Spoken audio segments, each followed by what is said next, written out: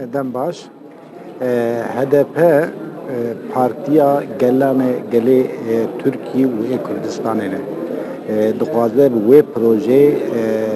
pêşkeve û wê proje bi ser vebike. Yani îro li Kurdistana Bakur şerrekî heye, şerrekî pir dijwar heye.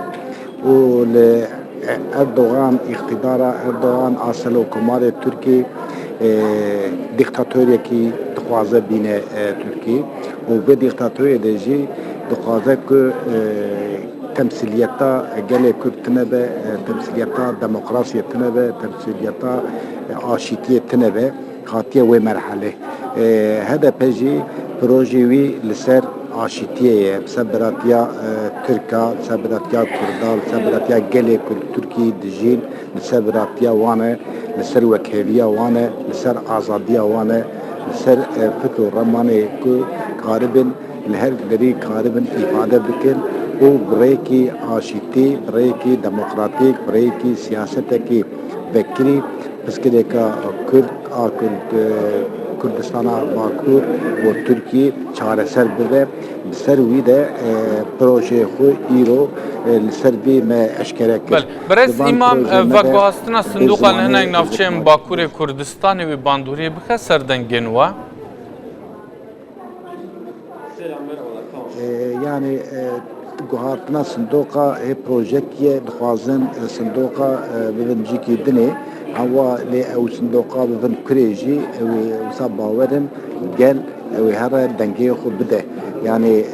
ew ê astenga wî çê bibe yani sindoqê wan ne ciyê wan ne mehela wan bin ama ê ku gel re wextê em axaftin dikin gel li Kurd bide birabe dibe em ê herin dengê xwe bidin lê ciyê guhatına sindoqa ne tişkî demokratîk e û ne tişkî yasayî ye. Berez îmam bernameya hilbijartinên vê carê ya îro îlan kirê digel yên hilbijartinên heftê hezîranê cudahiyê wê hene? Cudayî wî daha zêdetir ku em ê dibêjin em ê dengê xwe zêde bikin sedî bîstî em ê deng bistînin û ji mina xatirê demokrasiyê bînin Tirkiye û milletê Kurdistanê li ser wî cudatiyê pir wisa balkêş tunene çunkî ew xwe piştî heftê hezîranê û heta îro pir wext derbas nebû daha zêdetir aşîtîka birûmet û ji gelan re refah û ji gelan re wekhevî ser wî ye. Behsa hevpeymantiyekê tê kirin di navbera HDP û CHP de gel û çi rastî ji bo wê hene? Ya peymantikî tuşa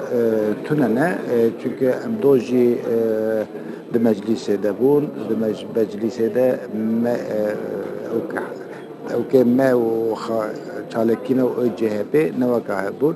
CHP û partîka din e partîkî sed salî ye li Tirkiyê heye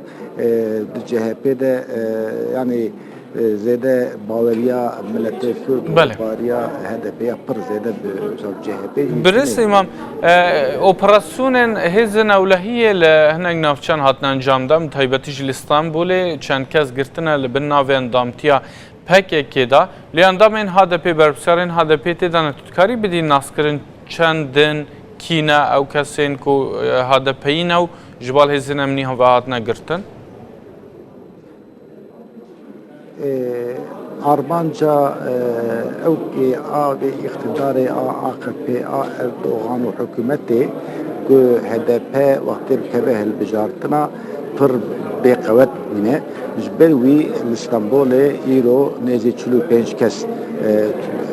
pirê wan jî piranî hin endamê HDP û revebirê HDP ne ewana hanê girtine binçav ji bo ku li Stenbolê kar û xebatê HDP ji para dikeve û îro li Amedê li Silîva Qeza Farxînê jî şerrekî dijwar berdewam e heta vêga dibên di kes hatiye kuştin û birîndar hene û pirê ciya jî şewitînin mala agir berdînê û nahêlin gel derê kolana جو يعني قد بیا کولانا جی هي و هد وريجي قرتنا وكش ناخذنا باجر وكان ناخذ دريجي يعني الباجر كردستاني برا شر والآلي تركي جي وسام بيجن بن جعف كرلو وقرتن هي بله دناوا و شریکو هیا دا برز بکرتی برز امام خازم بزانم و دنگن و کم ببن گلو دنگه ما چقدر شيء زيادة دبن شو خاطر سوانجي جوية يعني من خاطر دنگه ما زيادة دبن جوية ترسن وسهجومي وان إليشي وان للسروية لأو سباورم چقدر إليشتكن دنگه ما daha